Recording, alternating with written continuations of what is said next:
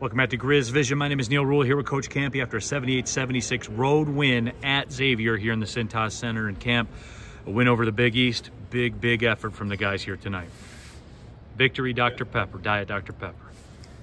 Yeah, that's our 13th win against the power conferences and one of the sweetest ones. I told them in there this is one they'll remember the rest of their lives. This building is, somebody said they hadn't lost a bye game in over a decade. I believe that. I love this building. It's probably now the last time we'll ever see it, but you know, we beat a Hall of Fame coach, and you know, people are going to say, well, maybe they're good. They're good. It's early. They'll be there. That Sweet 16 banner from last year's tournament says that they're a pretty good program here.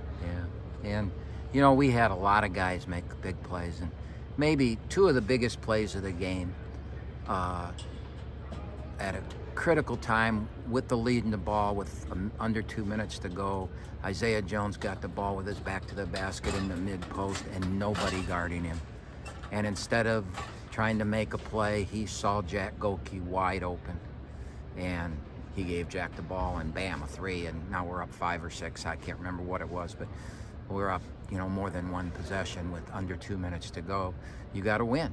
And we did. And we didn't finish the last 9 seconds very well, but you got to be there and understand that. I think Trey Townsend makes both those free throws if we're up, you know, if we're up 1 or 0 or the game's tied or something like that, or we're down 1. I think he makes them both. He just was excited. We were excited.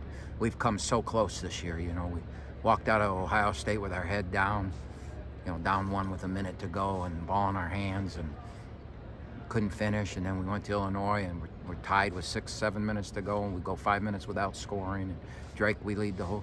We were so close against these great teams we've played, and then to finally get one, that locker room's really happy. I'm really pleased and feel good about it. I feel good about them, but they're really happy. And this is a great group of kids, so, you know, I like that. But Neil, like I told him, you know, it means nothing if we don't go and try to find a way to win Wednesday and Saturday. I mean, we go play 2 league games. If you win them both, you're on first place for a month. A lot can happen in that month.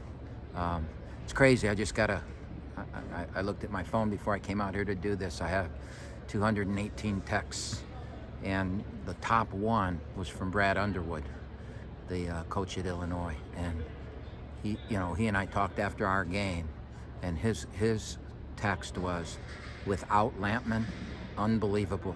You guys are really good. And to hear that from him, I kind of agree with him. I think we have a chance to be really good, and one of our best players didn't play. Hopefully we get him back, but it lets everybody else know, you know, we can do this. We don't have to rely on one guy. Chris Conway was unbelievable tonight. Rocket was so good down the stretch. Trey was Trey, right? Golke made shots, but Chris Conway was, I mean, as we said in the post-game radio show, I'm not letting you talk at all, am I? That's fine. They're here to hear you.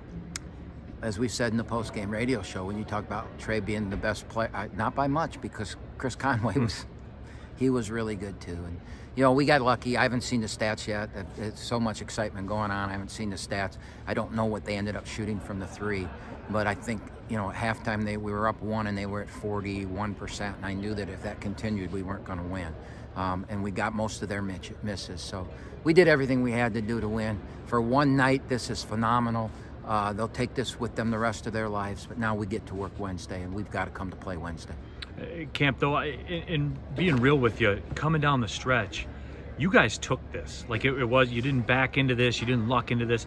You led for 34.5 minutes, and coming down the stretch, Golke made the shot. You guys made the plays. That's what happened out here tonight. Well, in all those other games, we led like that too, and then when they got the lead, something bad happened, right? So I told our guys, I can't remember, I called a timeout, I think maybe under 4 minutes. They had just taken the lead, and with a 1-point lead, we didn't score. They got a run out and got up 3. And I called a timeout, and I told them in that timeout, if we score, we will win. I guarantee it. If we score on this possession, we will win. And we ran a play we hadn't used very much. We didn't get the shot. Golke forced the 3, and Trey ran in and got the rebound and got fouled and won and tied the game, and we won. And I just felt that all year long we were so close. Now's the time to make the play. And it's hard for a Power 6 team like this when things go against you down the stretch. You know, you get a little nervous. You're not supposed to lose to Oakland. And I think they missed a couple shots, and, you know, we got some breaks. And usually you don't get those breaks, but we got them, and we took advantage of them. All right, Camp, Wednesday night, Metro Series, Detroit Mercy. Not a lot needs to be said. No, this is it, man. The league starts, and all this means nothing if we don't go play. Now, it's just one game, Neil. Yeah. And if we lose, it doesn't mean the season's over or anything like that. And it's a rivalry game. Who knows what's going to happen in it? But it's an important game, and we've got to enjoy this tonight and then put it aside and get to work tomorrow. All right, Camp, got about, what, 5.5 hours home. Over under on how many Diet Dr. Peppers you'll have tonight on the way Well, there's home. 3 in my bag. I'm sure there's a gas station out there somewhere that might have some. So we'll see. Thanks for the time, Coach. Congrats on the win. Thank you.